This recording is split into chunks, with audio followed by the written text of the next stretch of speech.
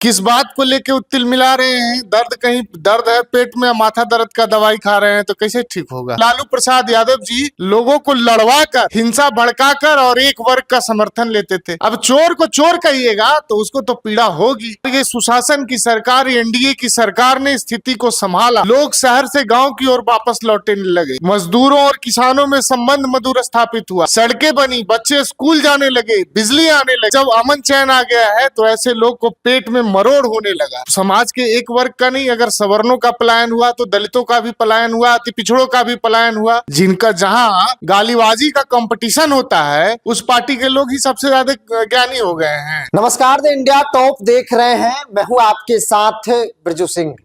लोकसभा में जमुई से सांसद अरुण भारती ने 12 नरसंहार का जिक्र किया है। उन्होंने कहा कि लालू यादव के राज में किस प्रकार से खास जाति के लोगों को टारगेट किया जाता था। 35 से 40 भूमिहारों का नरसंहार कर दिया गया, जिसके बाद आरजेडी का रिएक्शन आया। और रिएक्शन जैसा नहीं बल्कि कई ऐसे शब्द अरुण भारती को लेकर बोले गए आरजेडी प्रवक्ता शक्ति सिंह यादव की तरफ से, जो राजनीति में ऐसा माना जाता है कि शब्दों की मर्यादाओं नेताओं को रखना चाहिए। मेरे साथ एलजेपीआर के प्रदेश प्रवक्ता मनीष सिंह जी है। आपने शक्ति यादव का बयान सुना? देखिए, शक्ति यादव का बयान हम ही ने नहीं, पूरे प्रदेश के लोगों ने देखा। और कुछ लोगों ने उनको सामने से देखा, कुछ लोगों ने छुप छुपा के देखा। अब जो उनका वायरल कंटेंट है किसी से छुपा हुआ तो नहीं है, तो कुछ पार्ट उसका आया है और कुछ पार्ट अभी आने वाला है। तो ऐसे लोग, तलमलाते तेजस्वी के तिलमिलाए प्रवक्ता, अब किस बात को लेके तिल मिला रहे हैं? दर्द कहीं दर्द है पेट में, माथा दर्द का दवाई खा रहे हैं तो कैसे ठीक होगा? अरे असल दर्द क्या है? दर्द ये है कि एक दलित संसद के अंदर दहाड़ रहा है। एक दलित उस दर्द को बयां कर रहा है जिसको उसने सहा, जिसको उसने बचपन में देखा, जिसको उसने झेला, और उस दर्द को वो संसद में बयां कर रहा है। तो दर्द यहाँ है, कह कुछ और रहे हैं और अनुभव कुछ और कर रहे हैं। अरे भाई, उसको प्रताड़ित कीजिएगा, मारिएगा, उसको जिल्लत भरी जिंदगी जीने के लिए मजबूर कीजिएगा। 118 नरसंहार का बिहार है। लालू जी के शासनकाल में बिहार में कुल 118 नरसंहार हुए। मियापुर, बाथे, बथानी टोला, सेनारी, दलेल चक बघोरा, बेलछी, रामपुर चौरम, मगध के क्षेत्र में तो लगातार गांव के गांव इस हिंसा से प्रभावित रहा और इसके शिकार हुए लोग।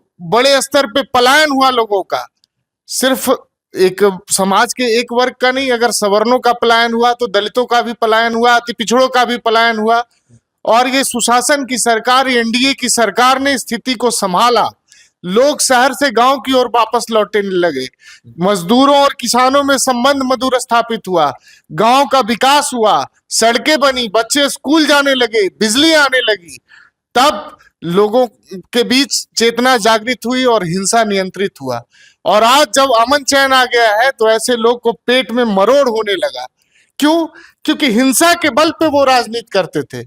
इनके नेता आदरणीय लालू प्रसाद यादव जी लोगों को लड़वा कर, हिंसा भड़काकर और एक वर्ग का समर्थन लेते थे हमेशा से। चाहे वो हिंदू मुस्लिम को लड़ाई लड़वाना हो, अगड़ा पिछड़ा का लड़ाई लड़वाना हो, दलित सवर्ण को लड़ाई लड़वाना हो, लालू जी की राजनीतिक पूंजी और राजनीतिक विरासत रही है हिंसा और अपराध के बल पे राजनीति करने की।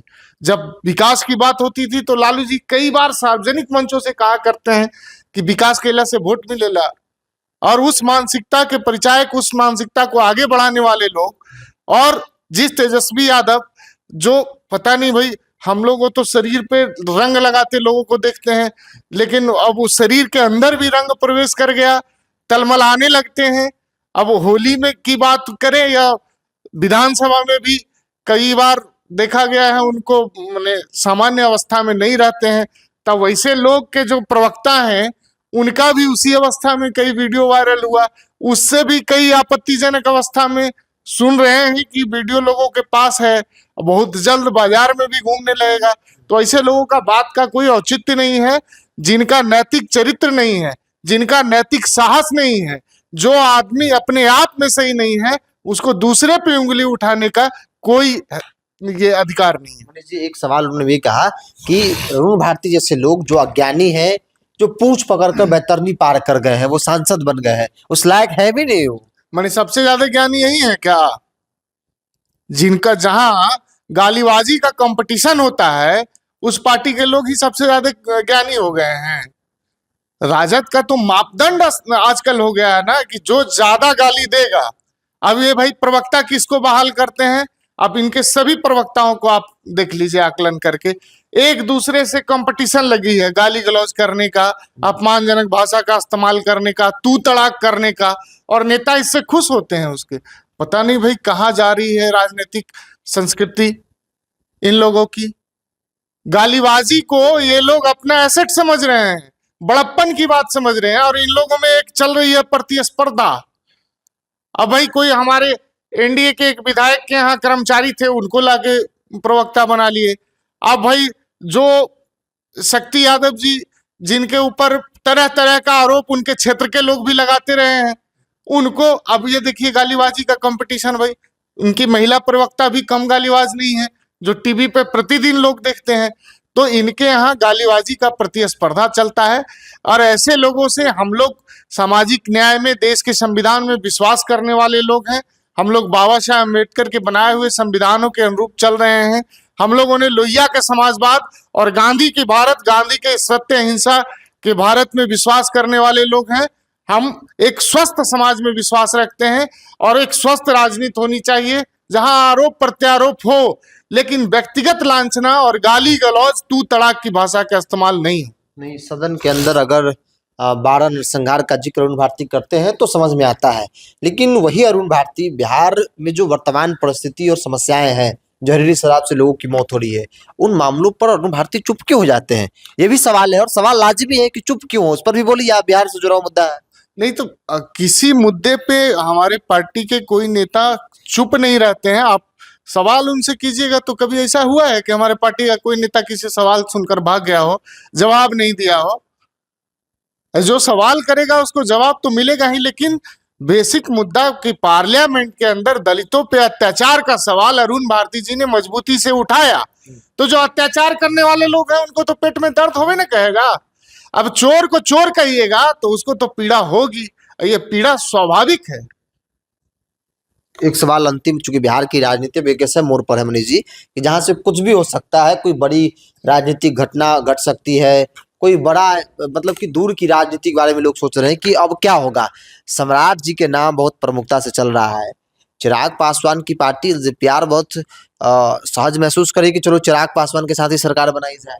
नहीं देखिए, हमें लगता है कि जो भी होगा सर्वसहमति से तय हो चुका होगा, क्योंकि एनडीए में सब कुछ व्यवस्थित तरीके से प्लान हो चुका होता है, और ये कोई हड़बड़ी नहीं है या कोई ऐसा अवसर नहीं है कि लोग बेचैनी में है या व्याकुलता है बहुत ज्यादा।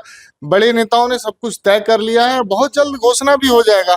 हमारे नेता ने तो कहा भी कि अब बहुत जल्द, बहुत कम समय है, सब कुछ निर्धारित है, सब फैसला लोगों के सामने लेकिन होगा। आपके नेता और आपकी पार्टी की इच्छा रही है कि बिहार की राजनीति की जाए। अब समय बहुत अच्छा मौका है, लेकिन इस वक्त चिराग पासवान की चर्चा नहीं हो रही है, चिराग में इंटरेस्ट नहीं ले रहे हैं, ये क्या है? नहीं नहीं, चर्चा तो हो रही है ना। बिना चिराग की राजनीति की चर्चा बिहार में होगी? और बिहार में राजनीति की चर्चा कीजिएगा तो ककहरा शुरू होगा, तो वहां चिराग का नाम आएगा ही। चिराग के बिना बिहार की राजनीति अधूरी है। हाँ, लेकिन ये अभी प्रासंगिकता मुख्यमंत्री के फैसले पे भारतीय जनता पार्टी को और जनता दल यू को, लोजपा को सामूहिक रूप से तय करना है। पांचों गठबंधन के जो पांचों पार्टियां हैं, तो उन लोगों ने तय कर लिया है, और समय आने पे चिराग जी मजबूती से बिहार को संभालेंगे। अभी तो राजनीति की शुरुआत है। अभी पहले पायदान पे आए, 5 सांसद हुए हमारे, 19 विधायक हुए, तो आगे आगे देखिए क्या होता है। मुझे लगता है कि हमारे नेता बहुत हड़बड़ी में नहीं है। हमारे लिए अभी पूरा समय है जनता का सेवा करने का, और जनता का विश्वास, जनता का दिल जीतने का मौका है, काम करके लोगों का विश्वास जीतने में। बिहार की राजनीति चिराग के बगैर नहीं हो सकती है। ककहारा जो है वो चिराग पासवान से ही शुरू होता है, बगैर संभव नहीं है।